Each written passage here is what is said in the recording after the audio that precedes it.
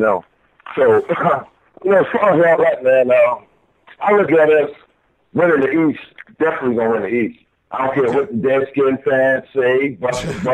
I don't care what Staggerly Cowbirds say. You know what I'm saying? And the microwave is on budget. The boys out of Philadelphia, and them damn sure ain't doing that. So I'm not worried about my division. I'm just worried about winning our games outside the division. I said Super Bowl at best on my show Monday. All right. Now, folks, we got the Cheif Rocka on the line. Well, we also got someone else on the line here. We had another caller going while Jersey was finishing his point there. Who else do we got on the line here on Sports Done Right? I just figured I'd jump in there and bring some Unsportsmanlike Conduct to your show today, man. Ruffle some feathers a little bit. It's your boy VeeJay Wright. Oh, look at that. VeeJay Wright in the house. What's up, man? Oh, man, I'm going to have to step back and let this celebrity talk. Well, hold up. Before we all get started here, folks, ladies and gentlemen, VeeJay Wright is the host of Unsportsmanlike Conduct, a great show, by the way, VeeJay. VeeJay is doing this thing out in Los Angeles, and I'm going to let him kind of tell you all his contact information before we get him out of here. But make sure you follow Unsportsmanlike Conduct, people out there. We've been playing it on the X Squad affiliates kind of group chat and whatnot. VeeJay, welcome to Sports Done Right, my man. Thank you so much for calling. Nah, thanks for having me, man. I'm blessed to be here, brother. Hey, well, while I got you on the line, man, I was just talking to Jersey Vern here about his New York Knicks and whatnot. How do you think the Giants, pardon me, what do you think about the Giants? VeeJay, I was just going to ask you, what do you think about the Giants and their chances in taking the NFC East this year? I think if Dallas is healthy, Dallas is going to win that division at 13-3, 12-4, and for a few reasons. Number one, they do have the best offensive line from tackle to tackle in football. Football starts in the trenches. I don't care who you are. I don't care what level you're playing on. I don't care if it's spot Warner, midgets, ankle biters, middle school, high school, JUCO, D1, D2, D3, European League, it doesn't matter. It starts in the trenches. They have the best offensive trench in football. I'm not a big Ezekiel Elliott guy. I think he has butts written all over him. But when you're opening holes the way Dallas does, and when I'm watching McSaga run for either just right under 1,000 or right over 1,000, I can't remember which one last year, I just think that translates very well.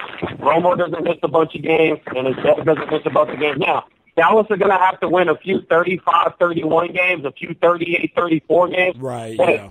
But if they're healthy, I'll see Romo driving down the field in September, October, November, December, knowing he's got Witten, Jed, Terrence Williams, Beasley. He's got weapons. He's got guys to get the ball to.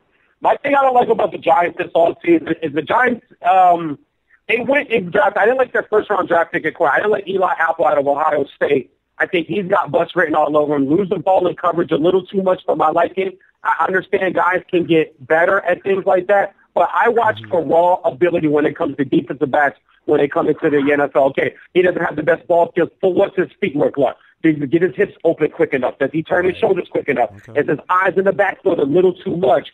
Eli Apple was really good when he's playing with two other All-Americans in that defensive backfield in Columbus. I think it'll be different. I don't know why the Giants did that. It was almost like when they drafted Prince and Mukamara. You knew what you were getting in Mukamara, and they just cut him and let him go this year. You just signed with another squad this year. So to go draft another corner was confusing. You still have to keep Eli upright, man. They still have offensive line issues. You have to keep Eli upright.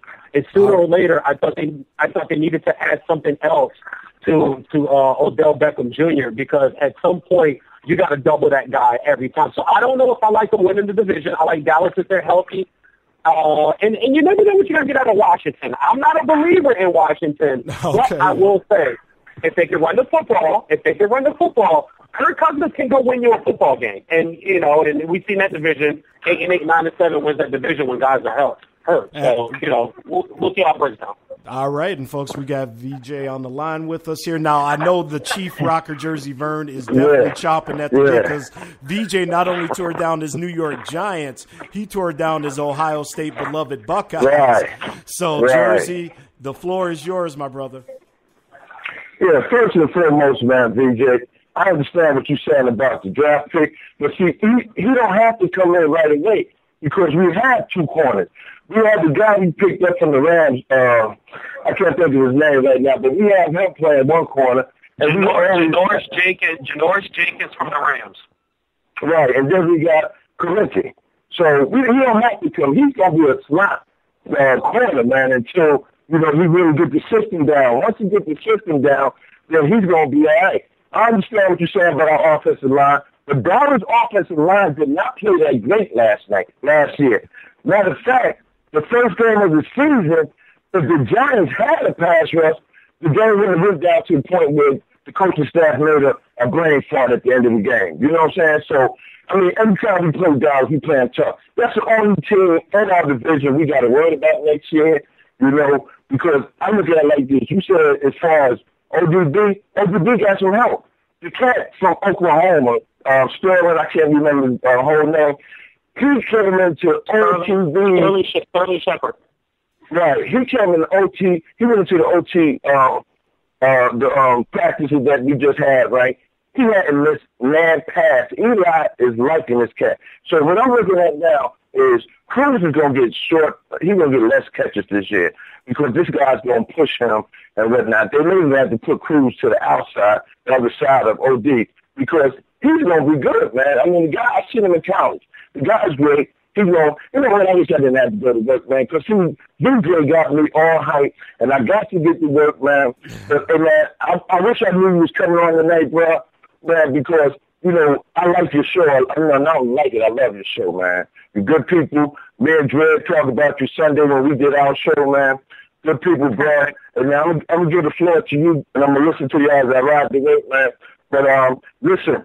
The only reason we're talking about Apple because you're a Michigan Reed fan, and you know what? Harbaugh ain't gonna do shit for them, right? He ain't got enough for him, and with that, Vince, I'm gone. All right, hey, we got VeeJay on the line. Jersey had to jump off here, man, but VeeJay, you definitely got to it, brother. Well, of course, man, because and I've been real about Ohio State. Okay, Michigan has not been in the position to beat Ohio State for 9 long years. I don't have a problem admitting that because that's how consistent and real I am. But any Ohio State fan that looks me in my face and says that he knows football can feel and see the tide turning. Why has Ohio State been so dominant recruits? It's about recruiting.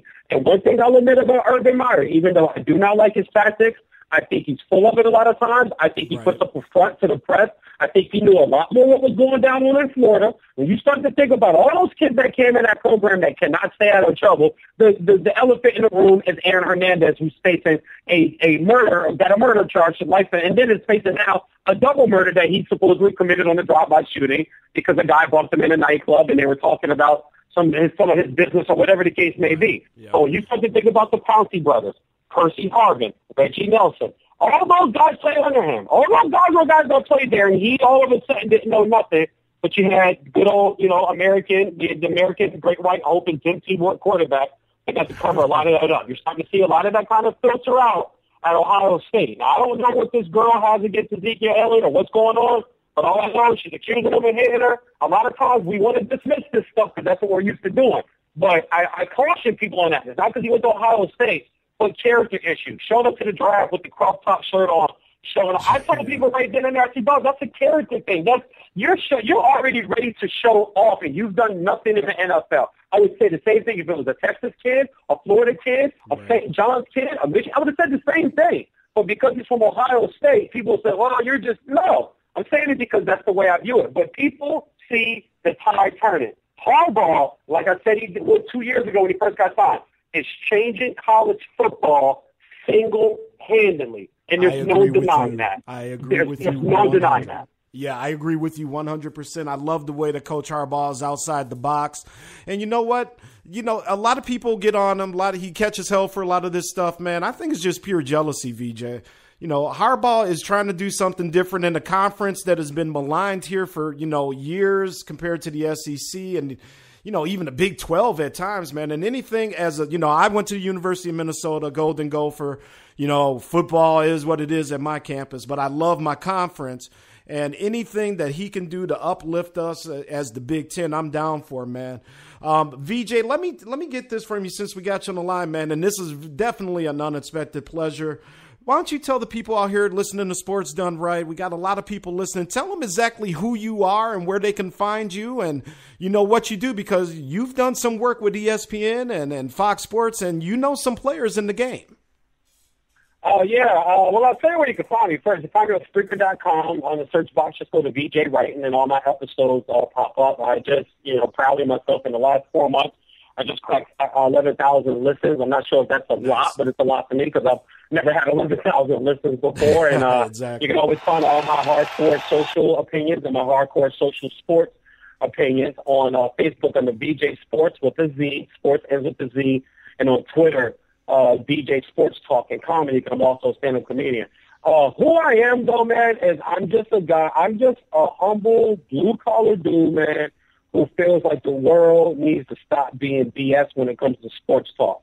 The world needs to stop being fed this scripted kind of, BS sports talk where everything is already laid out and nobody's allowed to say this or say that or really give a hardcore opinion. You got to kind of fall in line with everybody else. And I'm a guy that's just looking to just change that, man, and just, if I'm allowed to, with validity. I'm not the crazy guy, oh, he sucks. Well, if somebody says somebody sucks, I got to know why. You just don't get away with he sucks. If you don't like the guy, I respect that. Well, I just don't like Kobe. Okay, cool. You're allowed to not like Kobe. I understand why fans don't like Kobe. Yep. But I understand why fans don't like LeBron. I understand why fans didn't like Jordan, Magic, Bird, Brady, Manny. I'm just a guy, man. I'll sum it up like this. I'm a guy who honestly thinks I get it. And there's a lot of sports talk out here. Guys just don't get it, man. They just get behind the mic, and they got a really good paycheck, and they got a big company pushing them. Egos get a little big, and you think that everything you say is right. And I'm looking to be a guy to change that. Hey, man. So, again, folks, Unsportsmanlike Conduct is the show. Make sure you're checking out VeeJay. Now, VeeJay, since I got you on the line, man, I was going to touch a little bit about Dennis Green here in my next segment, being up here in the Twin Cities. Big fan of Coach Green. Do you have any Dennis Green takes? And then let me have a follow-up question with that. If you could, sir, what do you think about my Vikings going into this year? Well, number one, I'm going to stay away from the quote that everybody wanted to post as far as Dennis Green. I think when somebody passes, you need to show a little more class. I saw a lot of, they thought they are who we thought they were. I didn't post it one time. I didn't hashtag. I thought it was low class, man. We just lost a really good football mind, and we needed to remember some other things. Number one, they did give Randy Moss a chance after 19, 20, 21 teams passed on him. Dallas lied to him and told him they would draft him, and they didn't draft him. I think about Chris Carter. I think about the resurgence of Randall Cunningham, giving Randall Cunningham another opportunity. Giving a guy like Jake Reed an opportunity when a lot of guys wanted to send Jake Reed off. Right, absolutely. Quick story, Minnesota's always been my crush team. Every sport I have a crush team. I'm a Dolphin fan to my heart and soul. But Minnesota only has one piece of history with Miami in a Super Bowl dream, Miami 21-7. The only piece of history that they have, so I don't have a hate for them, and I loved Moss in college. So when Moss went there, I always cheer for them. I met Randall Cunningham as a kid at a preseason game in Indianapolis between the Colts and the Eagles. So I was a Randall guy. So that team, that 15-1 team that lost in overtime to the Falcons, I mean, dude, I almost fell on my living room floor. So I've always had a soft spot for the Vikings. Yeah. I like what they have going this year. I love their defense. I love Adrian Peterson. I think Teddy Bridgewater has star written all over him. What does concern me is the receiver position. I know they have. I know they got Treadwell, and I know. Goodness gracious, Stephon Diggs. Diggs, exactly. I was going to say Goff, but Diggs. I know they have weapons. I'm still waiting for a guy like Kyle Rudolph. You heard me speak about it on my show about a week ago. I'm waiting on a guy like Kyle Rudolph to show the flashes he showed at Notre Dame. I really like them to win that division. Now, I still think the Packers would beat them in a playoff game, even in Minnesota, because they just have veteran leadership around, and I'm not sure if Minnesota has that veteran leadership. I want to put it on AP, but this is the same AP that fumbled at a critical point in that playoff game last year. Yep. Albeit Cam Chancellor, who's Mr. Everything, makes a great play on the ball, but you got to tuck that ball away. I don't want to hear about Cam Chancellor. You got to tuck the football away. So, with that being said, I like them to win a division. I like 11-5, but I think if it comes down to a playoff game in the second round, which would be the divisional round, because I believe they'll have a bye in the wild card at 11-5 in the NFC this year, I think a team like the Packers can go in there. Now, what would surprise me is the Vikings won, But I think a team like Carolina, Seattle, the Cardinals, or the Packers would go in there, and that's only because they have youth. They have so much youth. They